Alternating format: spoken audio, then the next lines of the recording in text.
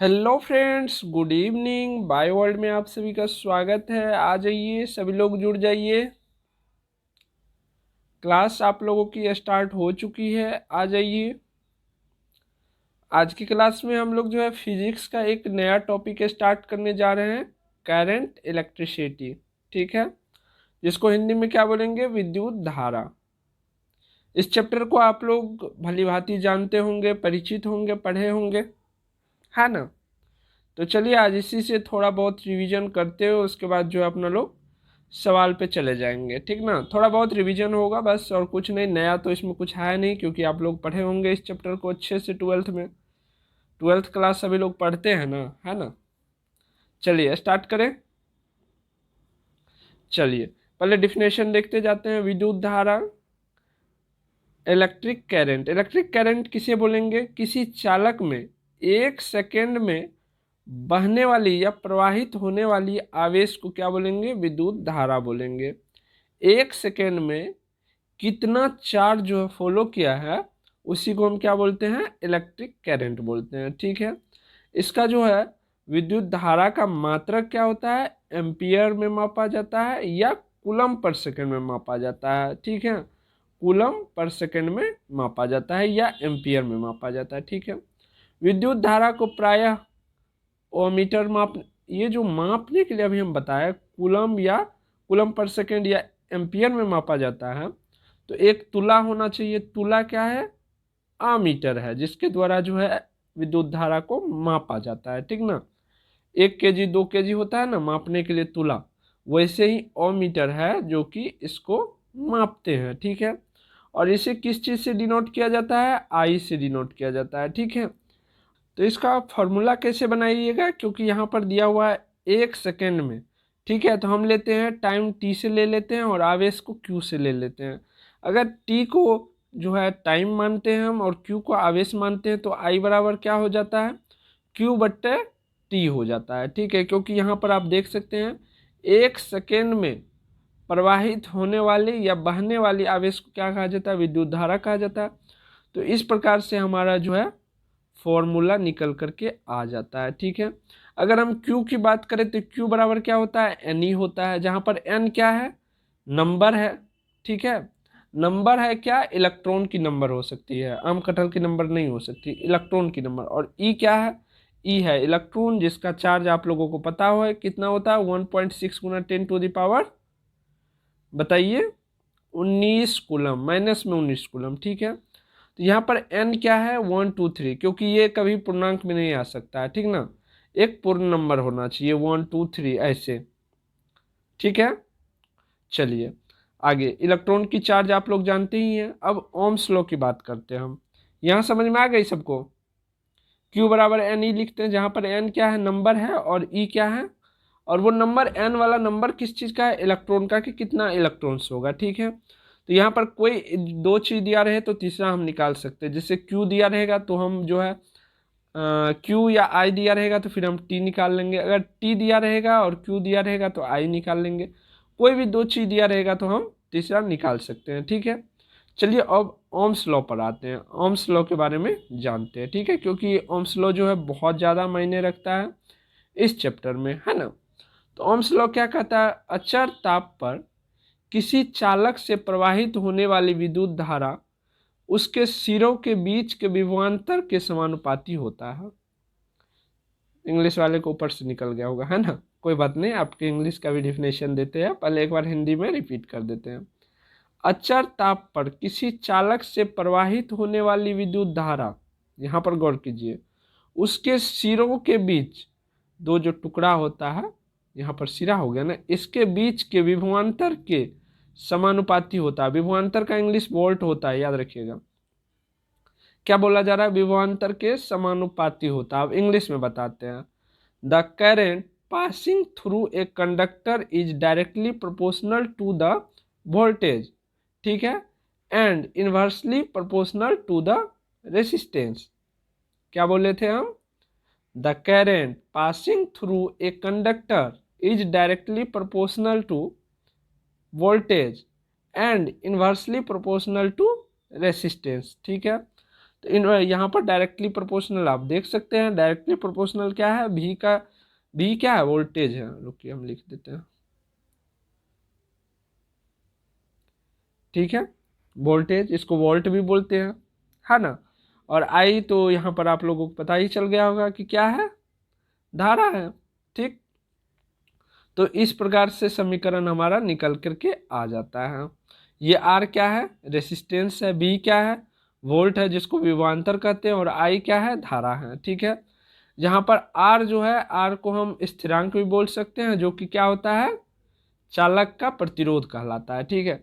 अब ये Ohm's law हम सब दिन बुक में पढ़ते आए हैं, क्या पता है आपको कि ओम्स लॉ का कहाँ यूज होता है और किस प्रकार से यूज होता है हमारे लाइफ में, जबकि इसका यूज जो है डेली लाइफ में होता है। कोई भी इलेक्ट्रॉनिक्स चीज़ आप जैसे यूज करते हैं जो कि बिजली से चलित हो, तो उसमें जो है ओम्स लॉ लगता ही लगता है। बिना ओम्स लॉ या बिना ओम्स लॉ के द्वारा यूज किए गए इंस्ट्रूमेंट के बिना हम यूज ही नहीं कर सकते किसी चीज़ को।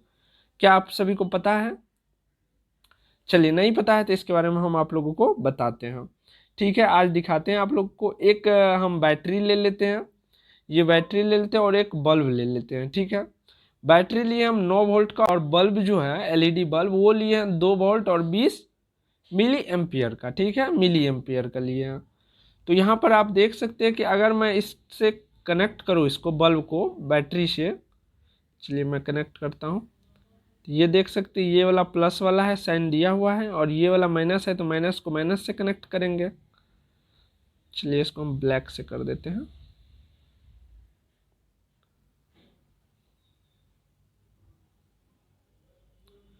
ये ब्लैक से अगर हम इसको कनेक्ट करेंगे और डायरेक्ट यहाँ से दे देंगे वोल्टेज, तो क्या होगा, ये बल्ब जो है, ये बल्ब क्या हो जाएगा, फ्यूज कर जाएगा या उड़ जाएगा, ठीक है।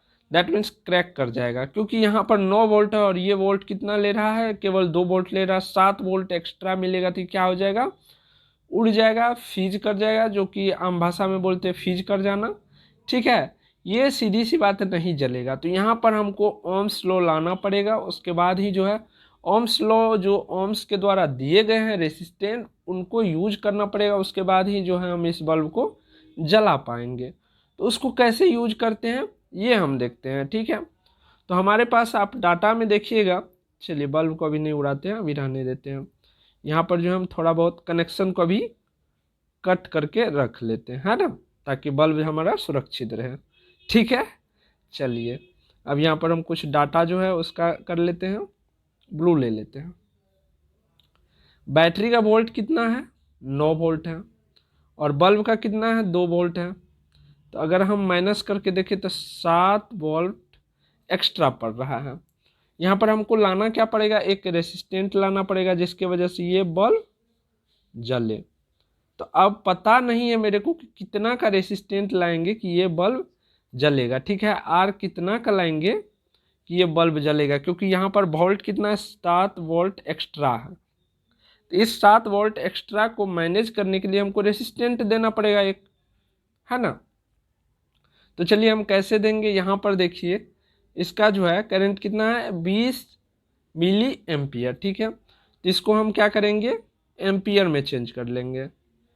20 मिली एम्पियर को जो है अगर हम 10 पर पावर 3 से भाग देंगे, ठीक है, 10 पर पावर 3 से भाग देंगे तो ये निकल करके आ जाएगा हमको कितना, 0.02 एम्पियर, ये आ जाएगा। आप लोग करके देख लीजिएगा, ठीक है, आप लोग कर करके देख लीजिएगा।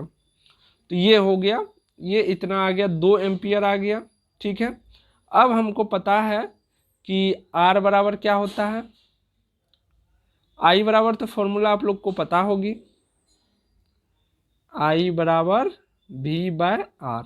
अभी हम ओम्स लॉ में देखे थे ना, V क्या था हमारा, वोल्टेज था, और R क्या था, रेसिस्टेंट था। तो रेसिस्टेंट हमको क्या करना है, प्राप्त करना है, ठीक है। क्या करना है, प्राप्त करना है। तो इसको हम यहाँ से यहाँ कर दे, इसको यहाँ डाल देते हैं, और उसको जो है R को यहाँ I की जगह पे और I को R की जगह पे आराम से हम ला सकते हैं, ठीक है। तो R बराबर क्या हो जाएगा हमारा, V/I, ठीक, V/I हो जाएगा। चलिए अब V का मान पुट कर दीजिए, हम इसी को हटा देते हैं। चलिए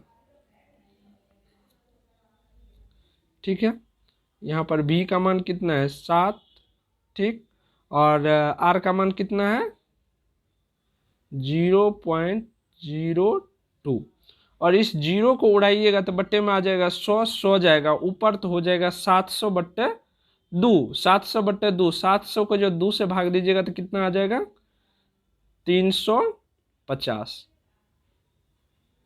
350 आ जाएगा। कैलकुलेशन करके देख लीजिएगा, ये इतना निकल के आ जाएगा। तो आर कितना आ गया आपको 350 ओम, ठीक है। रेजिस्टेंट किस चीज़ से हम दिखाते हैं, ओम से दिखाते हैं। तो अगर हम यहाँ पर जो है 350 ओम का जो है रेसिस्टेंट लगाते तब हमारा बल्ब क्या होगा, जल जाएगा, ठीक है। तो इस तरह से हम बैलेंस करते हैं। रेसिस्टेंट देखे होंगे आप कि ब्लैक कलर का भी ऐसा रहता है या पीला कलर का भी ऐसा रहता है, किट या सर्किट में आप देखे होंगे लगा हुआ, ठीक है। तो इस तरह से हमारा बल्ब जो भी रहता है, अभी जो एलईडी बल्ब आता है सारा कुछ उसमें किया रहता है, रेसिस्टेंट वगैरह सब कुछ लगाया रहता है, इसी वजह से जलता है। नहीं तो 220 वोल्ट पे जो है कोई 5 वोल्ट का बल्ब लगा हुआ है, कोई 9 वोल्ट का बल्ब लगा हुआ, तो तब तो वो तो उड़ ही जाता। इसी रेसिस्टेंट की वजह से वो जलता है, सीरीज बनता है, उसके बाद जो है जलता है।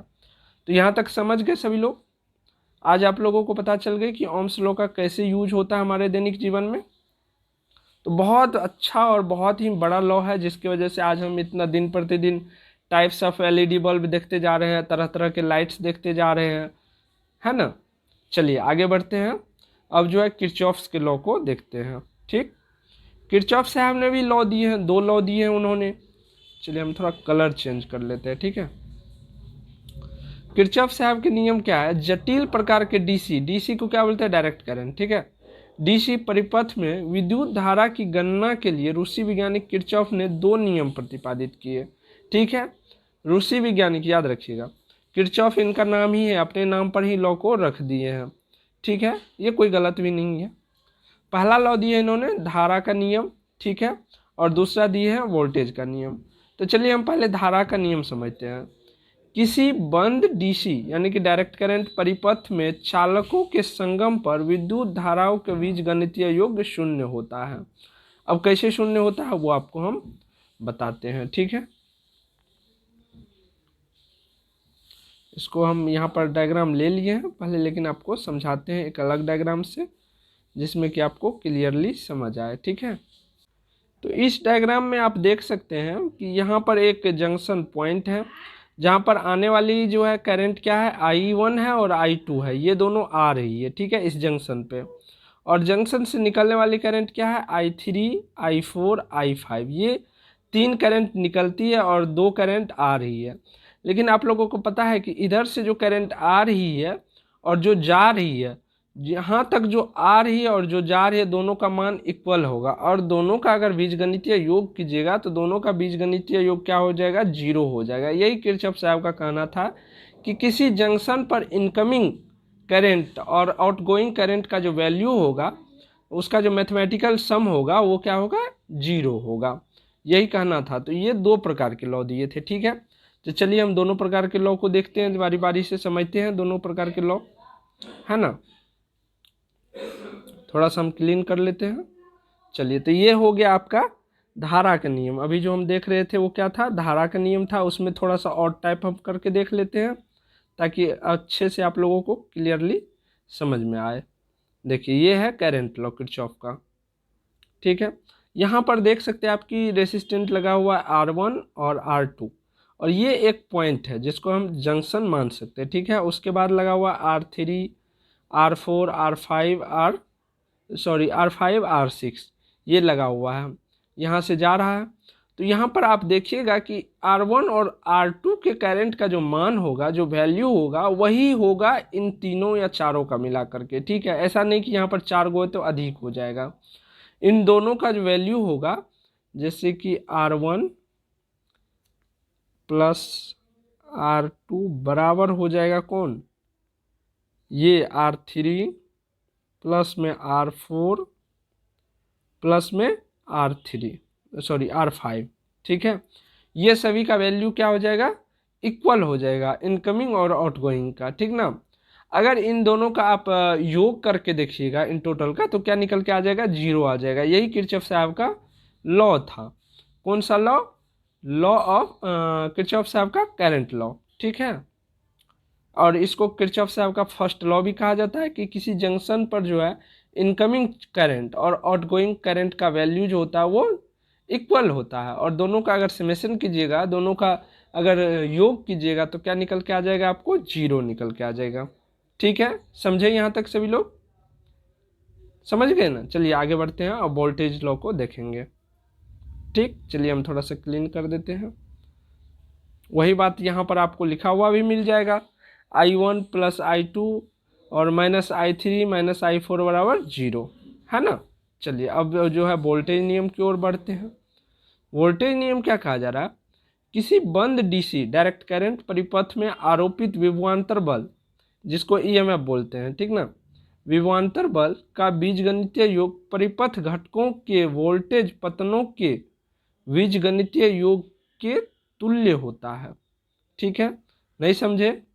मुझे पता है बहुत लोगों के ऊपर से निकल गया होगा, कोई दिक्कत नहीं है, उन सभी के लिए तो हम है ही। ये आप देख सकते हैं, ठीक है। यहाँ पर देखिए क्या किया जा रहा है कि दो वोल्टेज डाल दिया गया है, V1 और V2, और रेसिस्टेंट कितना लगाया गया है, देख सकते हैं R1 R2 और R3 कितना लगाया गया है, 3 लगाया गया है। तो यहाँ पर आप बताइए, थोड़ा सा दिमाग लगाइए, लगा सकते हैं। देखिए इस वोल्टेज में जितना इस परिपथ में जितना वोल्टेज दिया गया है, ठीक ना, वोल्टेज दिया गया है और कितना जो है वोल्टेज ड्रॉप किया जा रहा है, ये क्या है, रेसिस्टेंट क्या होता है, वोल्टेज को कम करता है ना, प्रतिरोध उत्पन्न करता है ना, इसका तो नाम ही प्रतिरोध, रेसिस्टेंट का नाम ही होता है प्रतिरोध, प्रतिरोध उत्पन्न करना, ठीक ना, जाने के लिए रोकना, सीधा सा मतलब है जाने के लिए रोकना। तो जितना भी वोल्टेज ड्रॉप होगा अगर उसका मैथमेटिकल सम कीजिएगा तो वो क्या हो जाएगा, इक्वल हो जाएगा। ठीक है, इक्वल हो जाएगा किसके, इसके V1 और V2 के, है ना। अगर देखिएगा तो यहाँ पर मैं लिख दिया हूँ, आप चेक कर सकते हैं, V1 प्लस V2 जो कि ये है V1 और V2, अगर इन दोनों के बराबर कीजिएगा तो R1 plus R2 plus R3 जो है इक्वल होंगे। ठीक, और अगर इन तीनों का मिलाकर के योग कीजिएगा, जैसे वोल्ट का और रेसिस्टेंट का अगर यहाँ पर योग कीजिएगा, समेशन कीजिएगा, तो क्या हो जाएगा, V1 प्लस V2 माइनस में I इसीलिए रखे हैं कि एक प्रति यहाँ पर जो है धारा जो होगा I सेम होगा पूरे परिपथ में, इसीलिए I लगा दिए हैं। तो IR1 plus IR2 plus IR3 बराबर क्या हो जाएगा, 0 हो जाएगा अगर इस तीनों का समेशन कीजिएगा तो। ठीक है, समझ में आई सबको? ठीक ना, जिसको समझने में थोड़ा सा भी दिक्कत आ रहा होगा तो आप लोग जो है दोबारा इस वीडियो को देख लीजिएगा। और हाँ, कुछ स्टूडेंट बोलते रहते हैं कि सर टाइम चेंज कीजिए टाइम, तो बाबू कुछ ही ऐसे स्टूडेंट हो जिनको टाइम से प्रॉब्लम है, बाकी सभी स्टूडेंट के लिए परफेक्ट टाइम है, तो शायद नहीं चेंज कर पाएंगे। ठीक है, क्योंकि मेरे लिए भी ये टाइम सही है, 8 बजे का टाइम जो है आप लोगों का मेरे लिए भी सही है, तो यही टाइम रहने दीजिए। ठीक है, जिसको दिक्कत है तो थोड़ा बहुत मैनेज कीजिए क्लास के लिए, और अगर नहीं हो पा रही है मैनेज, किसी भी तरह से अगर मैनेज नहीं हो पा रही है तो YouTube पे पढ़ाने का यही फ़ायदा है ना कि ये वीडियो के रूप में बाद में रह जाता है। तो आप एक टाइमिंग बना लीजिए कि अगर 8 बजे मैं क्लास नहीं अटेंड कर पा रहा हूँ तो रात के 9 बजे सोने से पहले या सुबह में उठने के साथ पहले मेरे को क्लास कर लेनी है, ऐसा कुछ टाइमिंग बना लीजिए। ठीक है, जिसके तहत जो है आप कंटिन्यू क्लास को जारी कर सकें, है ना। चलिए आगे बढ़ते हैं, अब जो है प्रतिरोध के बारे में हम पढ़ेंगे। प्रतिरोध, रेसिस्टेंट, किसी पदार्थ का वह गुण जो चालक से होकर विद्युत धारा के प्रवाह में रुकावट डाले, क्या कहलाता है, प्रतिरोध कहलाता है। अगर किसी वायर से करंट जो है फॉलो हो रही है, ठीक है, विद्युत धारा फॉलो हो रही है यानी कि प्रवाहित हो रही है, तो उसमें जो रुकावट डालता है, ठीक है, रुकावट डालता है, क्या डालता है रुकावट, वो कौन डालते हैं, प्रतिरोध डालते हैं, या प्रतिरोध कहलाते हैं जो रुकावट डालते हैं, है ना। तो इससे क्या किया जाता है, प्रायः आर से सूचित किया जाता है। इसका ऐसा मात्रक ओम होता है, जैसे कि हम यहाँ पर ओम्स लॉ में 350 ओम जो निकाले थे, तो इसी के आधार पर हम निकाले थे, ठीक है। अगर इसकी डायमेंशन यानी कि वीमा की बात किया जाए तो ml2t-3 और I-2 होता है। वीमा याद रखिएगा, SI मात्रक याद रहेगा ही आप लोगों को कि R का जो होता है रेसिस्टेंट का SI मात्रक ओम होता है, लेकिन वीमा जो होता है डायमेंशन याद रखिएगा, ठीक है। डायमेंशन पूछा जाता है बार बार, ठीक ना, तो इसको याद रखिएगा, ट्रिपल स्टार देके। और नोट करते जा रहे कि नहीं? आज आप लोगों के नोट्स चेक करने वाले थे, आज नहीं चेक कर पाए हैं, कोई दिक्कत नहीं है।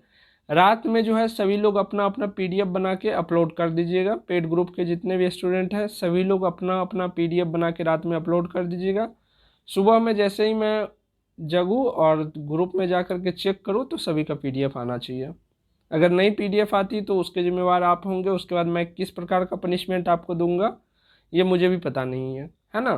तो सबका PDF मैं चेक करूंगा। 25 तारीख टाइम दिए थे आप लोगों को, तो 25 तारीख तो कुछ और ही चल रहा था, रोजगार पे रोजगार दो मोदी ऐसा ट्रेंड करवाए थे। इसका कुछ हद तक सफलता भी मिला है। SSC का रिजल्ट आज देखे होंगे आप लोगों की, आ गया है ना। लेकिन इस प्रकार से कब तक मतलब टीचर और स्टूडेंट अपने हक के लिए लड़ते रहेंगे? ये तो सरकार की जिम्मेवारी है ना कि स्टूडेंट जो पढ़ रहा है उसको रोजगार दे, उसको समय पे रिजल्ट दे। एग्जाम लिए हैं तो उनका रिजल्ट दे, उनका चयन प्रक्रिया आरंभ करे।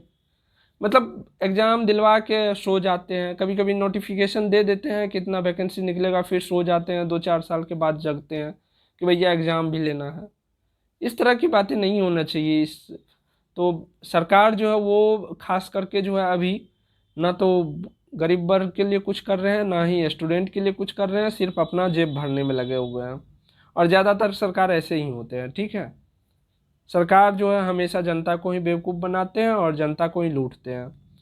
ये सत्य होता जा रहा है कि हम जिसको चुनते हैं वही हमको ढूंढते हैं। फिर भी चलिए कोई बात नहीं, हम लोग जब तक जितना हो सके हम लोग आंदोलन जारी रखेंगे और जीतेंगे, ज़रूर जीतेंगे, है ना। चलिए आगे बढ़ते हैं अपने पढ़ाई में।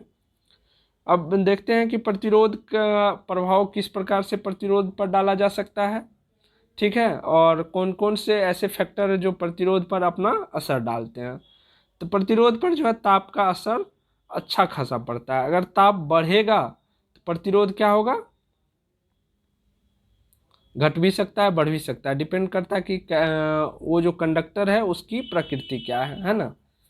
अगर ताप बढ़ाएंगे तो प्रतिरोध, चालक का प्रतिरोध बढ़ जाएगा, ठीक है।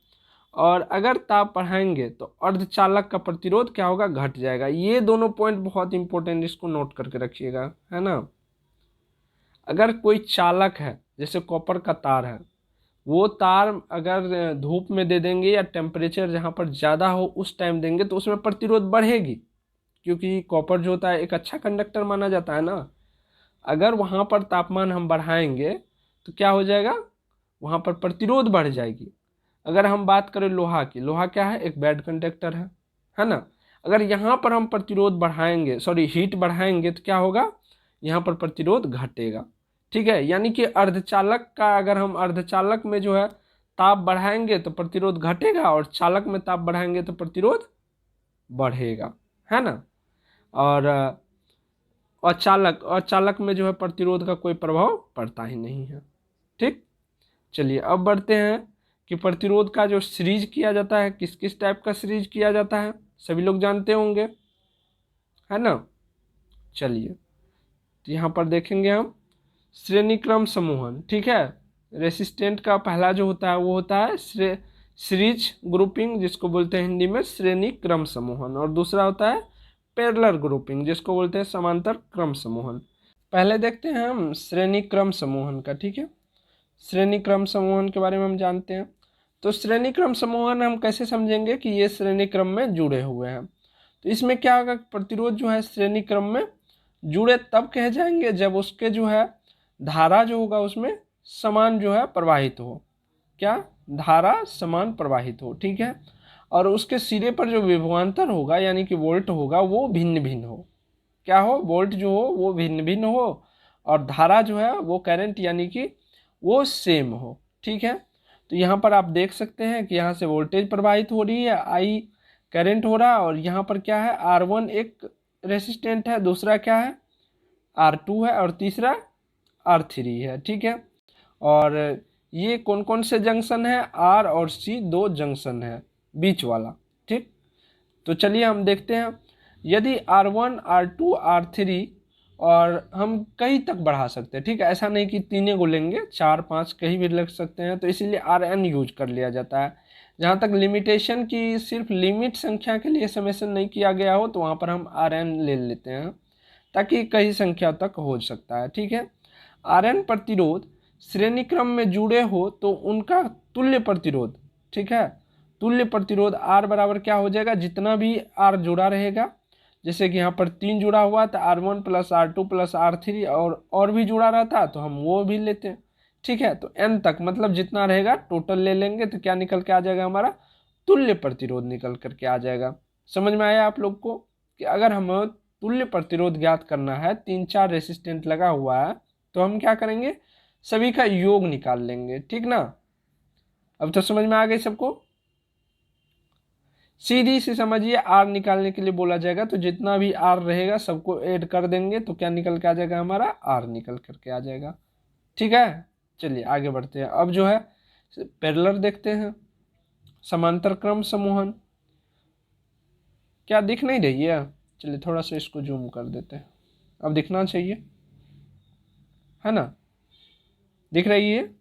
चलिए, समांतर क्रम समूहन कब बोलेंगे, जब उसके सिरे का विभवांतर सेम हो। ठीक है, वहां पर विभवांतर डिफरेंट था, ठीक ना, श्रेणी क्रम में क्या था, विभवांतर डिफरेंट था, और क्या था, धारा का मान क्या था, सेम था। ठीक ना, लेकिन यहाँ पर उल्टा रहेगा, आपको इसके विभवांतर क्या होंगे, समान होंगे, और यहाँ पर प्रवाहित धारा क्या होगा, भिन्न भिन्न होगा।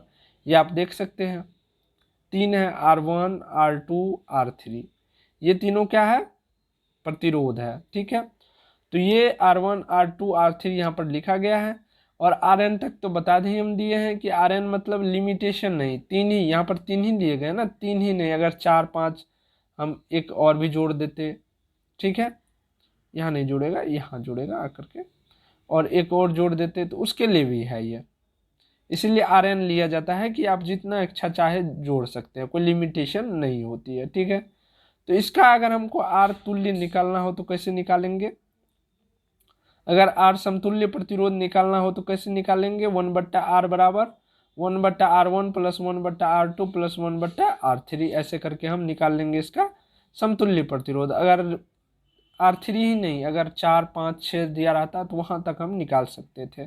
ठीक है, तो इस प्रकार से जो है हम सीरीज का भी निकाल सकते हैं, श्रेणी क्रम का भी निकाल सकते हैं, और समांतर क्रम का भी निकाल सकते हैं। ठीक ना, चलिए अब आगे बढ़ते हैं, कंडक्टर के बारे में जानते हैं। कंडक्टर सभी लोग जानते होंगे, है ना, चालक, हिंदी में क्या बोलते हैं, कंडक्टर को चालक बोलते हैं। ऐसे पदार्थ जिनकी प्रतिरोधकता बहुत कम होती है उसे क्या बोलते हैं, चालक बोलते हैं, जो कि चांदी सर्वश्रेष्ठ चालक है। ठीक है, धातुओं की प्रतिरोध बहुत ही कम होती है, इसलिए धातु जो होते हैं क्या होते हैं, एक अच्छे कंडक्टर होते हैं, है ना।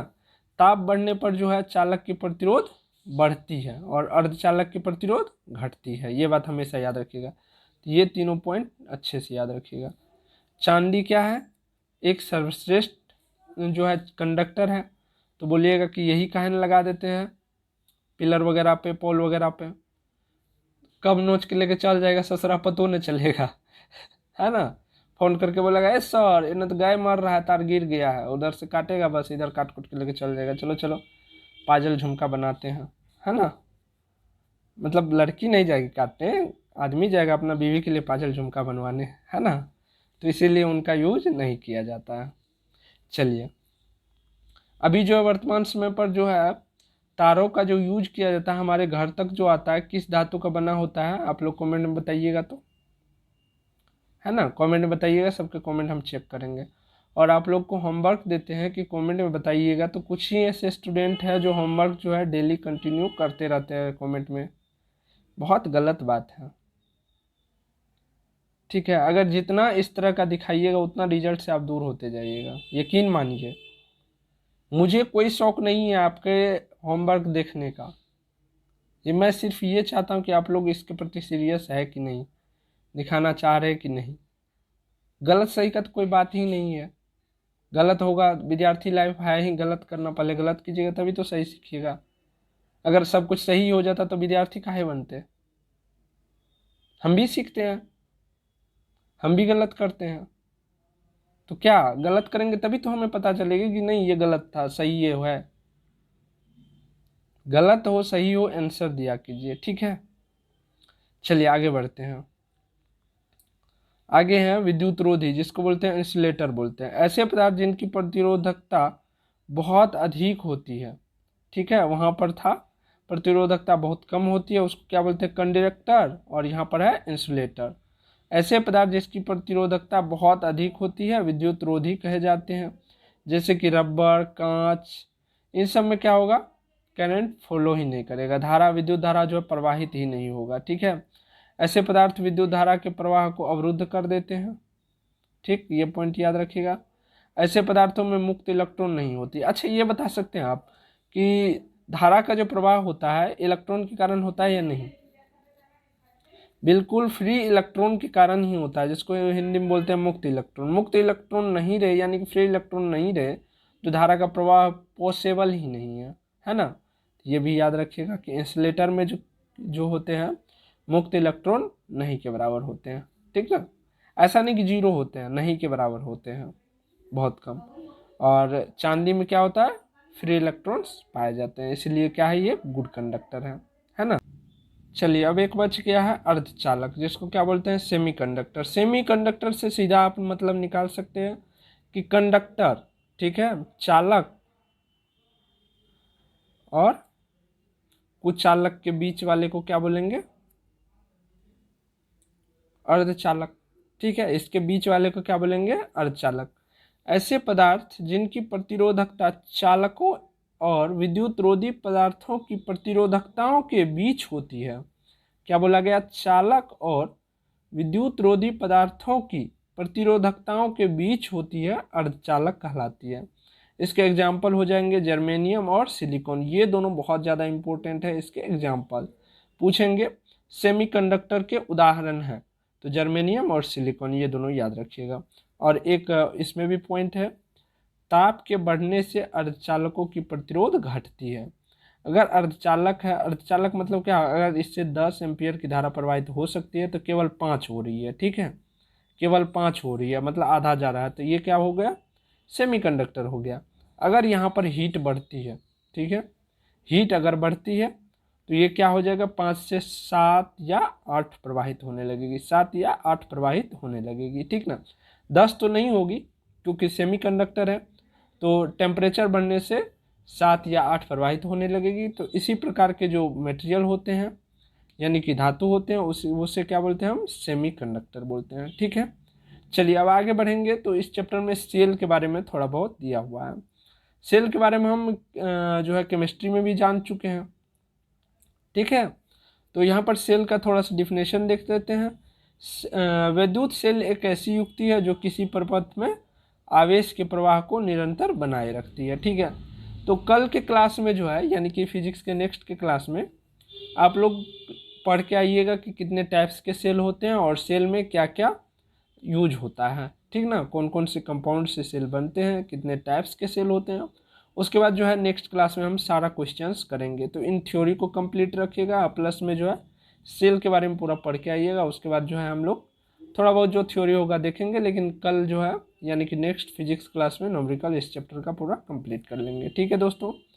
तो आप लोगों को अगर क्लास अच्छी लगी हो तो कमेंट में बताइए कि क्लास कैसी लगी आप लोगों को। और जितने भी न्यू स्टूडेंट हैं चैनल को सब्सक्राइब कर लीजिए और डेली कंटिन्यू क्लास किया कीजिए इवनिंग 8 बजे, ठीक है। बाकी टेस्ट की जानकारी के लिए आपको वीडियो बना ही दिए, जो लोग टेस्ट ज्वाइन करना चाहते हैं वो वीडियो देख लीजिए, उसमें समझ आ जाएगी आप लोगों को कैसे टेस्ट ज्वाइन करना है, ठीक है दोस्तों। मिलते हैं नेक्स्ट क्लास में।